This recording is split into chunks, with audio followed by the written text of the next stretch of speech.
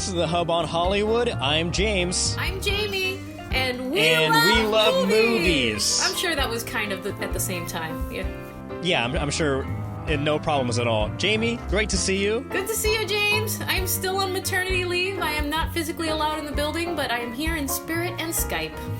Yeah, and I was with you in person last week, and we saw little Desiree, and so that was really nice. Oh, wonderful. Yes, that was very nice. You guys were here, and Desi misses you. Yeah. I'm sure you missed the breaks of while I was holding Desiree, that you could just eat pizza and whatnot. Yeah, see, you've figured me out. That's the real reason I invite people over. I'm like, here, have my baby. Thanks, bye. Well, thank you. I mean, this is awesome to have you on this show. Of course, we want you on every episode, but it can be kind of difficult sometimes. Yeah, but I'm here today. We are here today. James, what are we talking about today? So we are talking about coronavirus. Of course, last week I was kind of talking about how it's affecting the box office, not only here locally, but also internationally. It's affecting not only two major feature films, but also a tiny little cute baby Yoda. No! We'll talk about that. I know. We will talk about that. Darth Vader yell there. We'll explain what's up with Baby Yoda. We've got casting calls. We're also talking a little bit about...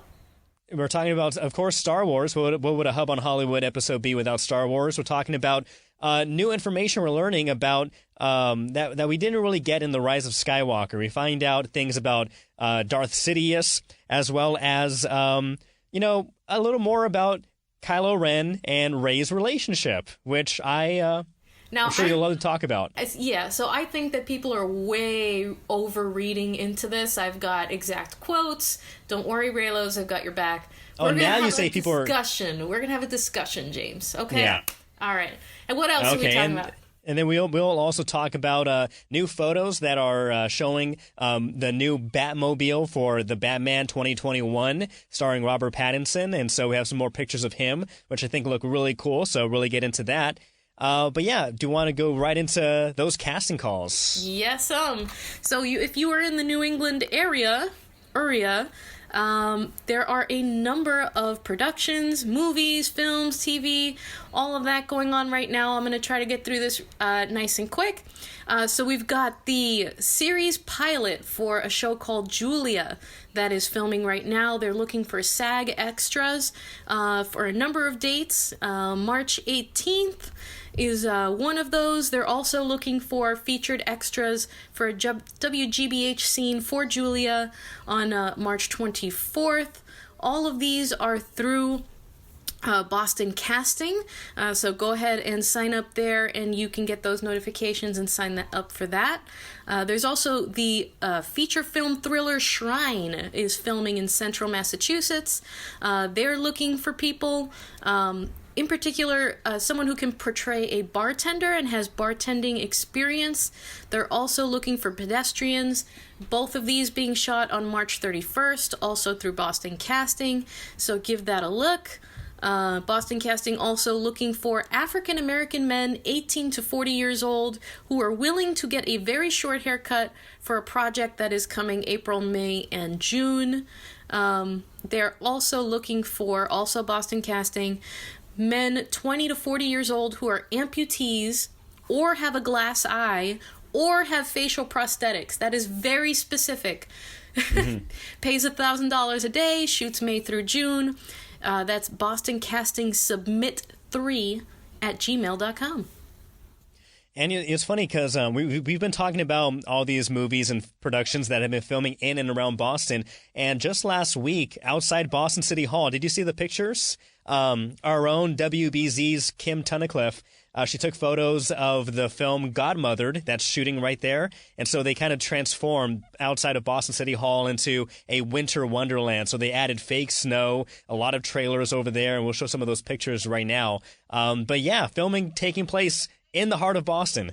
And every corner that you look, Central Mass, Boston, Southern Boston, like everywhere, South Boston, sorry, Southie. Everywhere you look, There's film crews. It's happening. It's exciting. It's Hollywood East. That's why we're here, James. We're so excited. Yeah, and it's funny because I saw some of the photos, and it looked like a huge tailgate party. And as I mentioned last week, some of the casting calls that we were, getting out there involved a tailgate party. And so, yeah, listen to the. If you're not watching, if you're not listening to all these casting calls, you need to start to listen and start, emailing in. You could have been on the Boston, on the government center, having a tailgate or having a Winter Wonderland party with famous celebrities. And, yeah. Listen to us. And even if you can't make it, someone else, your mom, your parents, your sister, siblings, your friend. If they, seem to fit some of the descriptions and you think they're perfect for the big screen, let them know. Send them over to us.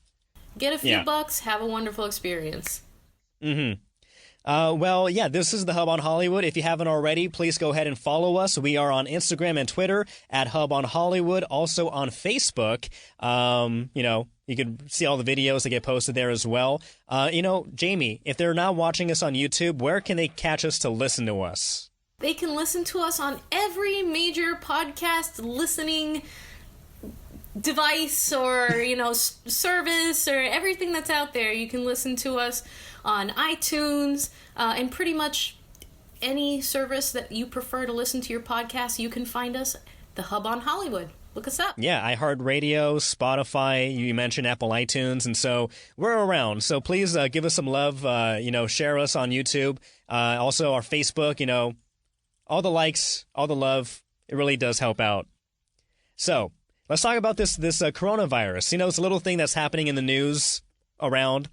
So apparently, it's not only, as I mentioned last week, going to be affecting the box office as films get pushed aside, or the publicity for those films are getting canceled.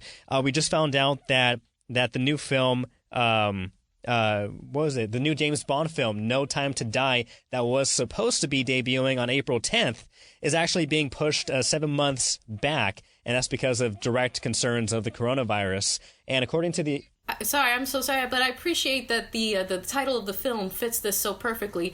Nobody's got time for that. Nobody's got time to die. So they're playing it safe. Go ahead. Yeah, absolutely. Yeah, MGM, Universal, and producers Michael G. Wilson, according to the Associated Press, said on Wednesday that the film would be pushed back from its April release to November of 2020. Publicity plans for the film in China, Japan, and South Korea were previously canceled as well. And last week, Paramount Pictures, they stopped production on the 7th Mission Impossible film, which was scheduled to shoot in Italy, which has been extremely hard hit by the coronavirus, and it's been postponing the Chinese release for Sonic the Hedgehog as well. And so not only is this obviously affecting the major international box office, but also the fans who are out there who love the Mission Impossible films, as well as the James Bond series. Apparently, the James Bond films are really popular internationally. Yeah, and this was supposed to be the final film for Daniel Craig, who has had mixed emotions about his role as James Bond in the past. I'm sure he kind of wants to get it over with. But yeah, production delayed on that. So we'll see when we will get to see the final installment of Daniel Craig in this legendary role. Now, of course, the health and public safety is the number one issue, the number one important thing. Obviously, we don't want anybody to get sick or killed. And so that's terrible. But we will mention there is one casualty, apparently a tiny baby casualty, Baby Yoda. A little green baby Yoda. Yes. Yes, so for all of us who have been waiting for your Baby Yoda products, for your toys and your action figures and your plushies and all of this, production at Hasbro, a major toy manufacturer in Rhode Island, close to in New England here, is being delayed because they cannot get a hold of all of the products that they need from China. It makes sense that you get the parts from China, all of our wonderful little Disney toys that we love so much that say made in China. That is having a significant impact on that. So insert what's his name? Darth Vader. Insert Darth Vader. No cry here. No. go! Because I know a lot of people have been waiting for those. But it's not halting production, it's just delaying it. They're not making as many as they would have hoped. So there's a little bit of a supply issue there. So if you haven't already ordered your little guy, don't fret. It just might take a little bit longer. Yeah, and the people who are getting the Baby Yoda on time, the toys, I can easily imagine people turning around and trying to sell them and just increasing the price dramatically. You wouldn't do that, would you, James? Me? No. Me? No. No. He stuffs a few of them in his backpack. Closes eBay. No. But again, that is the unfortunate side effect of this global pandemic that we're looking at right now, especially in many of these hard-hit areas, including China, including Italy. And so even though you may not be feeling the impact at home personally, on a grand scale, we are seeing the effects of coronavirus and the concerns about it. Hopefully our leaders, world leaders, are able to rein it in and control it and help out those who have been affected. But in the meantime, one thing that is being affected is the box office, unfortunately. So if you are, we wouldn't be responsible journalists if we didn't tell you, if you're going to go to the movie theaters, wash your hands, don't go out if you're sick. You're supposed to wash your hands with soap. People, I don't know, some people just with soap for 20 seconds. If you need a song to sing to get you through those 20 seconds, because some people have a short attention span. Never gonna give you up, never gonna let you down, never gonna turn around and... How does it... Hurt you. There you go. Thank you, James. You got it. Yay. So here you go. You just washed your hands and protected yourself from the coronavirus. Now you can go to the movies and enjoy. And by the way, if you are sick, coronavirus or not, if you're sick or sniffly, don't go to the movies. And if you do go, cover your mouth when you sneeze or cough. There's so many people that you see not only in movie theaters, but out on the street, in the subway, everywhere. Full-grown adults walking around, coughing, sneezing, mouth open. I'm walking past them like, come on, people. Happened to me when I went to vote at primary day just a couple days ago. I was standing in line to get my precinct number. A gentleman over my shoulder, getting uncomfortably close, just starts hacking over my shoulder. Not covering, not doing it. I'm like, are you serious? Come on, man. Like, this is in the middle of all of this hysteria. So I got out of there as quickly as I could, and then I took a disinfecting shower afterwards. But let's keep it safe and fun for everybody out there, all right? Yeah, well, speaking about safe and fun, or maybe not so safe, but more fun so, let's talk about Kylo Ren and Rey, because apparently we've learned more about their relationship, and from what I've read, from what I've seen, according to Disney, the kiss, the infamous kiss between Kylo Ren and Rey at the very end of The Rise of Skywalker was not romantic, which I've been saying since the very beginning. BS. Okay. This is totally being taken out of context. It's much to do about nothing. Let's read the quote. Also, real quick, reading is a great indoor activity to do to keep you safe from the coronavirus. Yes. But let's take a look at this quote. Okay, James? Because everybody's like, oh my God, it wasn't romantic. They don't have feelings for each other. Let's read the exact quote and see what this is all about, okay? His heart was full, James, full. His heart was full as Rey reached for his face and let her fingers linger against his cheek. And then, wonder of wonders, she leaned forward and kissed him. A kiss of gratitude, acknowledgement of their connection, a celebration that they'd found each other at last. But then she drew back, concern on her face. She could feel him growing cold. Ben smiled at her. He had given Rey back to the galaxy. It would not atone for the darkness he'd wrought, but it was what he could do. Okay, so a couple of things here. So let's read between the lines, why don't we? Is that what we're doing? We're reading between the lines. This, I think, is written very carefully so that anyone from any perspective can enjoy it. You don't think it's romantic? You can enjoy it. You do think it's romantic? You can enjoy it. Because it says, his heart was full, and an acknowledgement of their connection, a celebration that they'd found each other at last. Like, But the word that everyone is focusing on is gratitude. A kiss of gratitude, and everyone is just jumping on that. And, okay, I think that it could go either way, and I think it's written to go either way, and I don't think that there needs to be a hard and fast classification here of what exactly it means, because it means whatever it needs to mean for the fans. And that's what's great about Star Wars. That's what's great about anything that anyone connects with that is art or film or books. It is what you need it to be for you, the fan. And it makes you feel something, and you have that connection. So if, like me, you have that connection to Reylo, it's still there in between the lines. If, like you think it's just a very powerful, connection of two people who are very similar, i.e. soulmates, in this dyad, soulmate can be romantic, can be non-romantic, but they are literally, according to what a dyad is, two parts of the same soul, of the same entity. I think it's all there for everyone, but I think people are jumping on that word gratitude, and they're like, ha ha ha, and I don't know, I feel like it's not the best part of the fandom there that's like harping on. I don't know. What are your thoughts, James? That's after one thing I don't like is that, after the movie's done, Disney keeps coming. We're now weeks, months from when the movie first debuted, and we're still getting tidbits of information of saying, "Oh, this is what this line meant, or this is what this person was thinking, or this person was feeling," and you should have covered it during the movie. Yes. I don't need you to be giving me books, even though the books are appreciated for other various stuff and entertainment.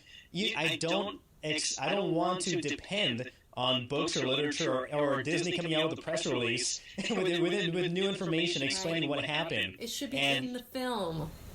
It should be in the film, and I feel like we get the reveal that Palpatine is actually a clone, and various other things that I feel like if they didn't try to shoehorn in all of this clunky and unnecessary exposition, i.e., Rey is a Palpatine, and there's so precious little time for dialogue, and I feel like they had time for it in this movie, but they chose to replace that dialogue that could have explained something more interesting, like Palpatine, like the connection between Rey and Kylo. Instead, they wasted it on this exposition for something that was unnecessary, not shocking, nobody cared about it. I think Rey Palpatine was just a terrible decision, and it wasted all of this precious dialogue that we could have learned this information. And I think most of what Disney is doing with releasing the information, I think they're just trying to iron out the wrinkles that were left in The Rise of Skywalker, because many people were upset that it felt so out of place for Rey to be the granddaughter of Darth Sidious. I'm really against the fact that, that Disney has to come out with this new information to justify how they created the movie or the final product of the film that they released. Yeah, so they're covering their behinds a little bit. And especially with the ending, the ending felt so unsatisfying, and personally for me, just depressing. Not just the fact that Ben Solo dies, but the fact that Rey doesn't really emote at the end, and then her soulmate, her dyad in the Force is dead, her sense of belonging dead, leaving her in the same place, if not worse, than we found her at the beginning of The Force Awakens. She's alone on a sandy planet, bearing the lightsabers of everyone who's died before her, and then she kind of just smiles creepily off into the sunset, into the double sunset, and it was just very unsatisfying and weird and depressing. But in the book, James, so the scene where Rey and Ben dies, there's a beat after that where she hears his voice, and she hears Ben say, "I will always be with you," and then she says, "No one is ever really gone," and then she's able to return to the battle and all of that, and so that gives a minute amount of closure, and then when she's on the when she's burying the lightsabers and she's on Tatooine, it mentions how her friends are behind her and she's going off with them, and she's not alone. She's not as alone as the film would lead you to believe. So a lot of that is providing the much needed closure, character development, emotional satisfaction that is so lacking in this film. You know what's disappointing? Like, I've watched the original trilogy countless times. I've watched the prequels also countless times. Even though they have their own problems, they are enjoyable. However, with The Force Awakens, I watched The Force Awakens several times, and again before The Last Jedi came out. As we mentioned before, I was not a fan of The Last Jedi. I saw it twice. Once, the first time, of course, in theaters, and I was totally bummed. And I saw it the second time because just in case I was wrong, just in case I was blind or whatever, I saw it again in theaters second time. Since then, I haven't seen it again. The Rise of Skywalker, I saw it once in theaters, and that was it. I've been, the last two films. Me too. I really did enjoy The Last Jedi. I've seen it countless times, but this one, I saw it once and that's it. I cannot bring myself to watch it again. What is the centerpiece? What is the centerpiece of Star Wars, the original trilogy and the other the prequel trilogy, that makes you love it, that makes you care about the story?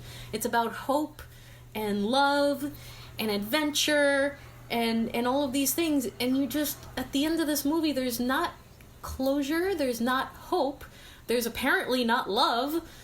What are we left with? We're left with a creepy smile and question marks. I don't get it, James. But so let me ask you, do you have a prediction for the new detail that Disney's going to come out with down the road to explain loopholes in The Rise of Skywalker or anything else? Do I have a prediction? I only predict that it's going to be lame. Because I had assumed that, Palpatine was a clone.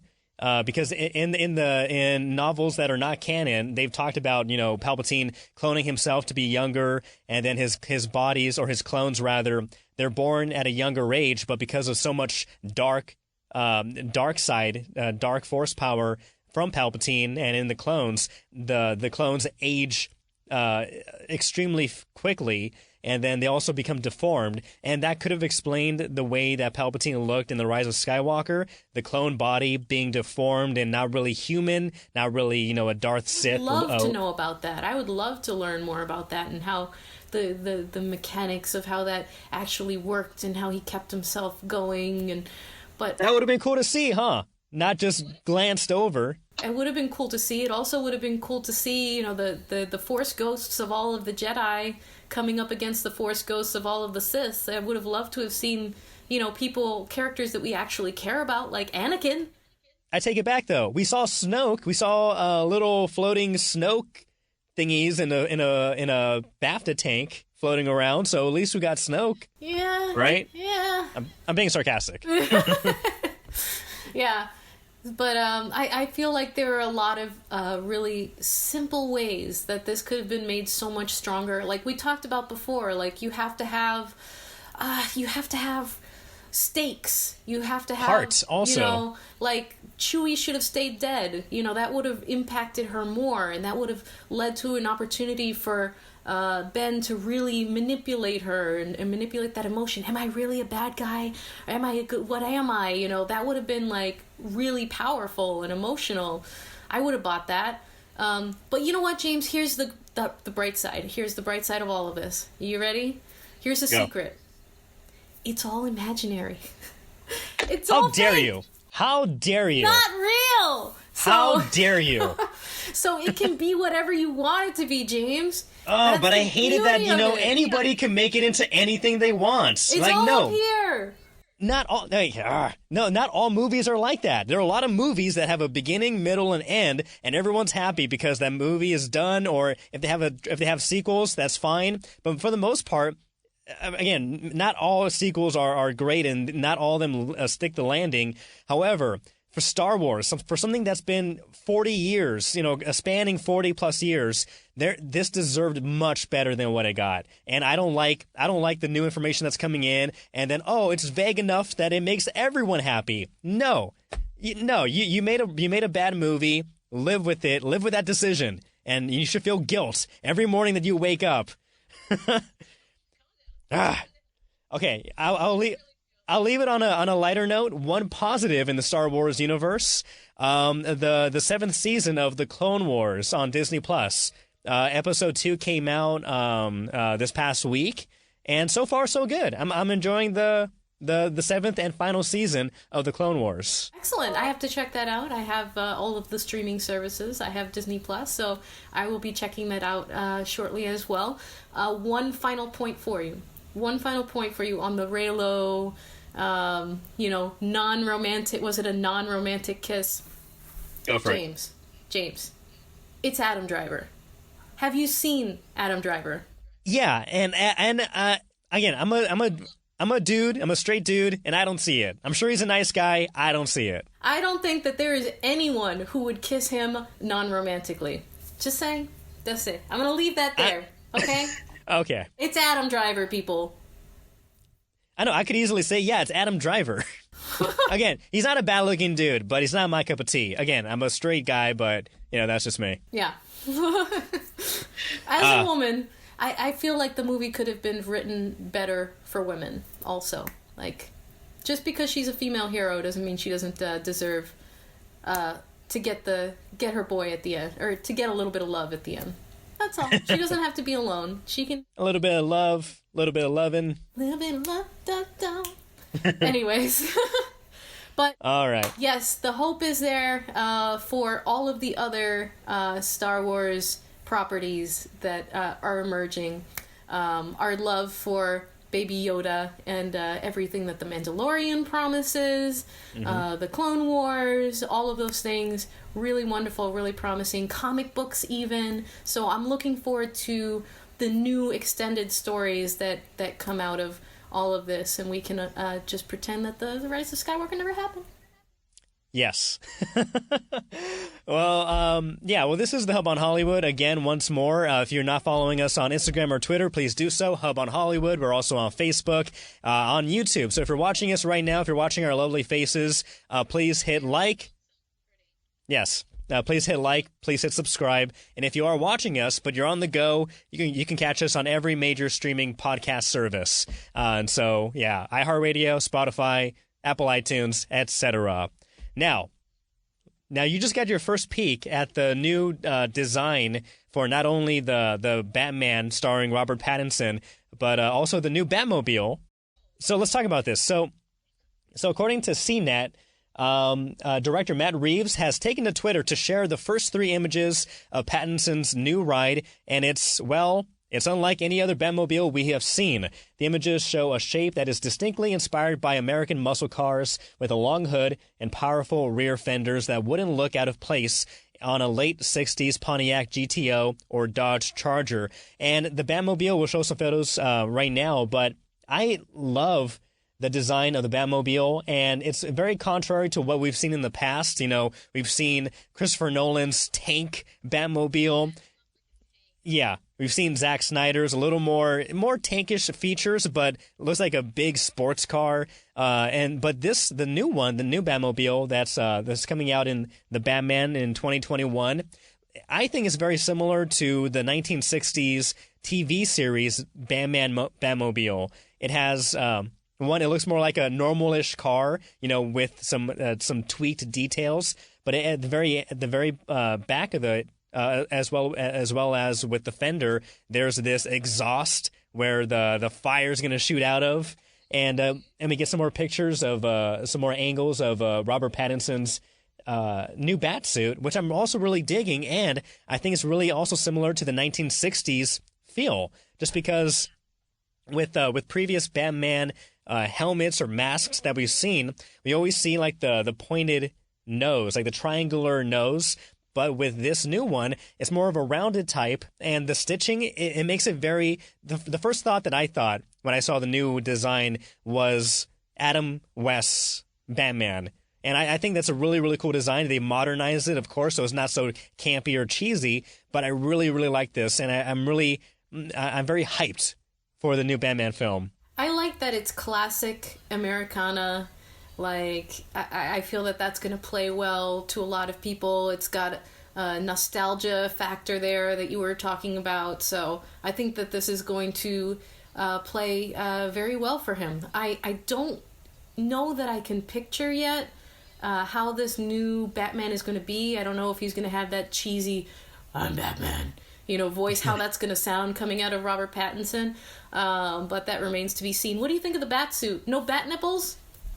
No bat nipples, but I am digging the, it looks like it's a batarang, like his bat symbol on his chest. It looks like it's one of those pieces that you may be able to, detach and throw, and then it comes back and whatnot.